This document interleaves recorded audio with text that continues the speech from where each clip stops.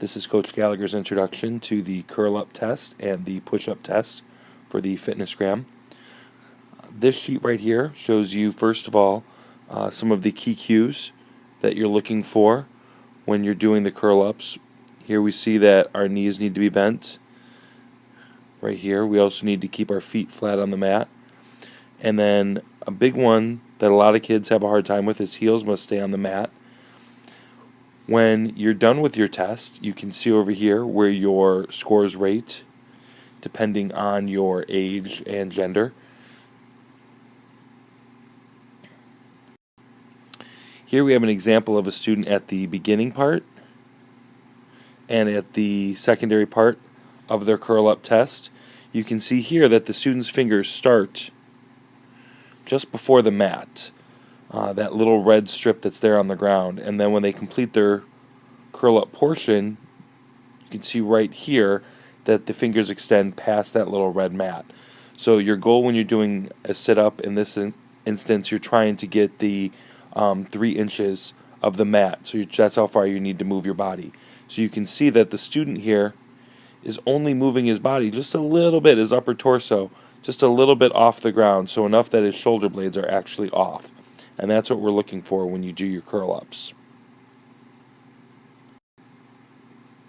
Now when we're doing our push-up test, again, there's certain things that we're looking for. Your hands should be underneath your shoulders. You can see that this right here. You also have your fingers stretched out to give you a nice wide base. See that right here. The legs are nice and straight, and the back is straight. This is one that a lot of students have a hard time with. They either dip their back this way or they extend their bottom up into the air that way. And you can see here with this student that their back is nice and straight. And that's one of the big cues that we're looking for when we're doing our push-up test. Again, when you're done with your test, over here to the right, you can see your age and your gender to figure out what the healthy fitness zone is for you. Here's an example of the starting position right here versus the finishing position right here. And one thing that this photo really shows us is that 90-degree angle in the elbows, which is what we're looking for. So this demonstrator right here is definitely going down far enough, which is one of the big misses that students make, is they don't go down far enough. In this example, you can really see how straight the back is at the start and at the finish, and at the finish right here.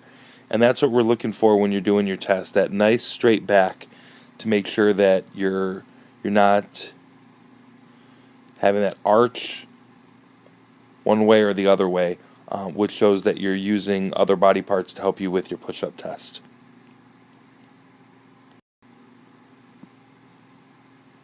And in this example,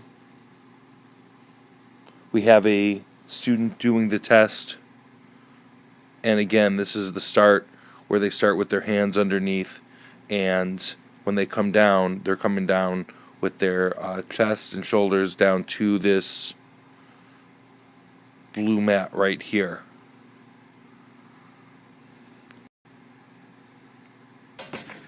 In the Fitnessgram push-up test, you're going to align your body with your hands on the black line.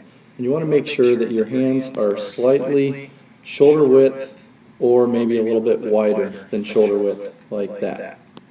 Alright, as you're going down, we have this yoga block placed right here that you want to make sure that your chest lightly touches. Alright, your elbows should be at a 90-degree angle right here. Now again, here is where we're seeing that 90-degree angle that we're looking for when we're in the down position.